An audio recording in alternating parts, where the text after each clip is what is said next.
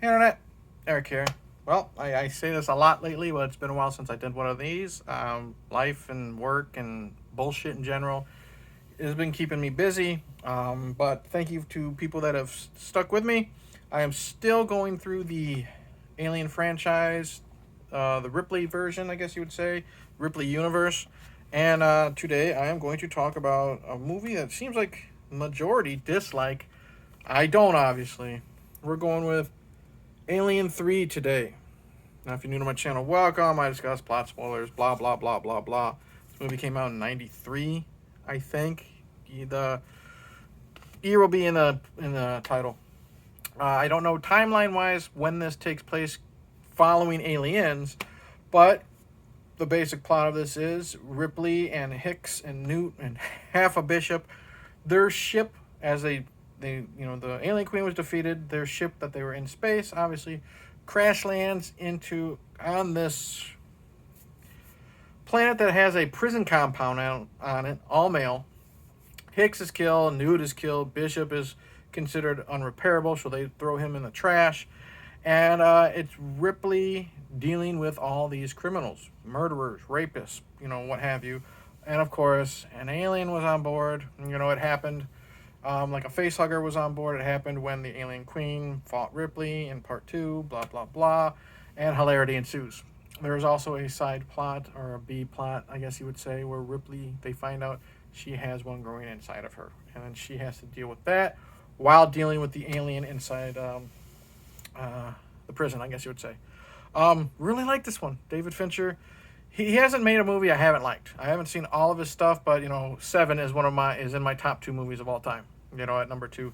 Again, Sigourney Weaver is amazing in this. I like how she's still that strong female character, and she is again. Last last movie we had Vasquez and a couple other females. We had Veronica Cartwright in the first one, and here there are no fucking females. So she has to hold her own against all of these psychos, including Charles S. Dutton. And she, again, like she would talk shit to Yaphet Kotto in the first one, or anyone, Burke, in the second one, however, she holds her own, and you believe it. She looks cool with a shaved head because they have a lice problem. She's strong when she needs to be strong. She's sad when she needs to be sad. She's a great leader, like always. Sigourney Weaver knocks it out of the fucking park. There aren't that many memorable characters to me. There's like maybe, other than Ripley, two or three. We have Charles S. Dutton, who I think his name is Dylan. I hate to sound this way, he's just a tough, scary, intimidating black guy in this.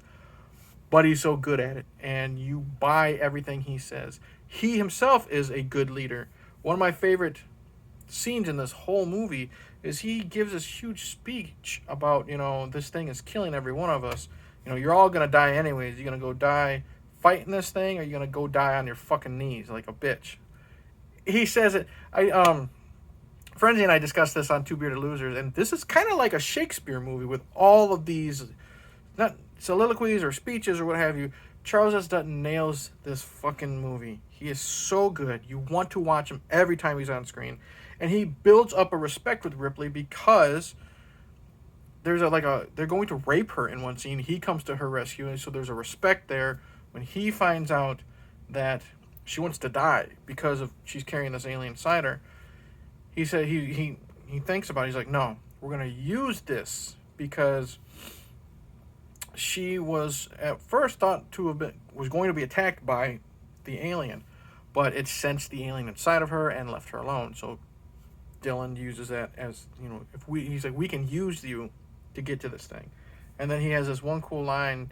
She looks at him, she's like, after we kill it, will you take care of me? And he says, was it quick? What is it? He says something like, yeah, absolutely quick and painless, something like that. But you believe him, and you believe that he would take care of her. And of course, this being an alien movie, it doesn't happen. He has this cool, badass final moment taking on that alien, literally man to man or man to monster, however you want to say. Great scene. There is a character named 85 who he's kind of like the second in command. They call him 85 because that's his IQ. He's kind of dumb. He's a scaredy cat. He's a company man. He has a good redemption moment. At the end, doesn't make it. Other characters, I won't say in what capacity. Lance Henriksen shows up twice, 2 different roles. Charles Dance from Game of Thrones and Last Action Hero plays the medic, kind of a love interest or pity lay, I guess you would say, for Sigourney Weaver or Ripley. He's okay. But the rest of the inmates, they're hard to differentiate between all of them because pretty much all of them are white. No, Charles Dutton and there's one other black guy. Everyone else is white. Everyone else is bald. Everyone else kind of speaks with a British accent. Yeah, no one really sticks out except for the one survivor who's just a lovable asshole. So, but character-wise, Ripley, Charles Dutton, and 85 are pretty much the only memorable ones. I do like the scenes with Lance Henriksen, though. The gore in this is amped up. Sadly, we get to see an alien burst out of a dog, and we have blood everywhere. We see someone falling into a spinning fan, an exhaust fan. He's chopped up and shot everywhere. We get to see the alien shoot its second mouth into skulls. We get to see people ripped apart as they're running away. We get to see blood dripping as they're taken away. It's amped up. It looks good and gross in this set, which is already dark and dingy and grimy and nasty, this whole prison planet, and you feel the claustrophobia. That's one thing about these movies. You're claustrophobic in I'll get to it in Resurrection, all 4 of these fucking movies, and it helps. And you're really claustrophobic in this one, too. I like the final sequence when they're trying to catch the thing, bring it out into the center and throw it in the molten lead. It's basically a game of I don't want to say tag, but it's them goading it into come chase me, come get me. One guy says, "Hey, fuckface, come get me." They chase him down the corridors, locking certain doors so it only can go into this one area. I like it. I like how we have alien vision, how we get to see it running after them in the camera, and sometimes the camera goes upside down so you can see the alien creature is upside down on the ceiling, and it's a really cool, intense scene. I love the fact that there's no guns in this. They have to use, I don't even think they use any knives. They have to use their wits. And I think I read because Sigourney Weaver is anti-gun, she wanted to do a movie where there are no guns. And it works. I think that's why they made it a prison planet, because you wouldn't give these fucking murderers and rapists weapons. And again, that makes it more creative, in my opinion, of how they have to deal with this alien. And I fucking love it.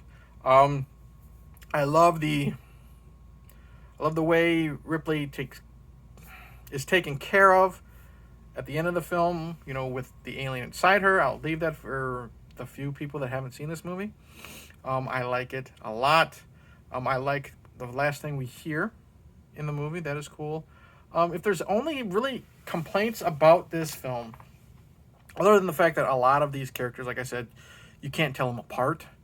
It's kind of like, Black Christmas 2006. The girls there are just to look pretty and die. These guys are here to look grimy and die. And I think it was studio involvement. I haven't watched. There is 2 versions of this. And like I said, I mentioned in the other videos, there's director's cuts of those. Everything has a director's cut in this set. This has, I think it's called a production cut or something like that, because David Fincher just disowns this movie. He wants nothing to fucking do with it because of studio involvement. I have not watched that version of it, and I heard there's a lot of differences. If I remember, Frenzy said that version sucks.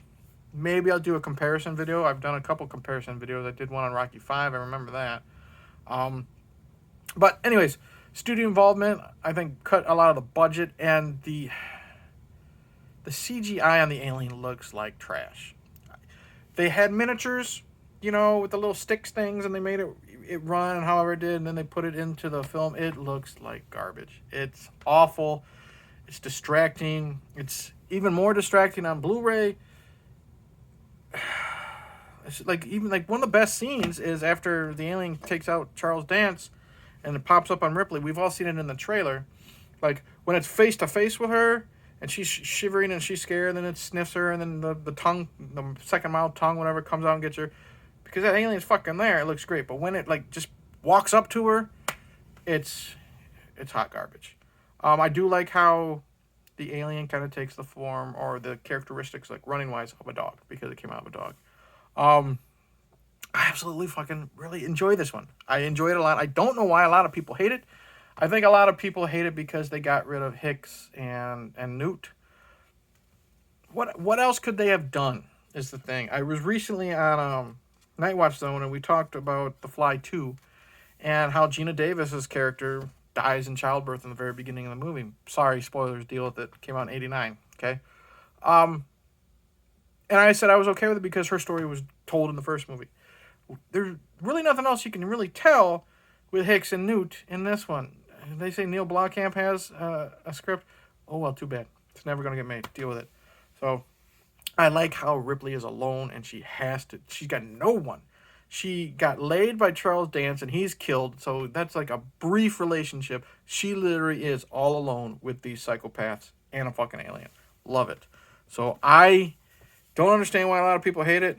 Comment below. Tell me if you were one of the many people that fucking hate Alien 3. I highly enjoy it. Highly recommend it. Like, see, that's the scene right there. You know, when that looks good, but when you see it like come up on screen, it looks like shit. But spoilers there. But highly enjoy Alien 3. Highly recommend it. Doesn't deserve all the hate it gets, I don't think. Don't know what else to say. I was gonna say I already didn't start this video as a you hate it, I don't, but I'm not going to because I think it's finally starting to get an audience, at least in my circle of people who talk movies. But anyways, highly recommend Alien 3. That's it. Thank you for watching. Like and subscribe. Click the bell. All that crap. Thank you to my new subs. I'm almost at 1,000. Thinking of doing a giveaway. If I make 1,000 and stay there for like a week and a half because I know how tricky that stuff is. But thank you to anyone who has been here for the long haul. Comment below. Tell me if you love this movie, if you hate this movie, if you never want to fucking see this movie. That's it. Don't know what else to say. Cheers.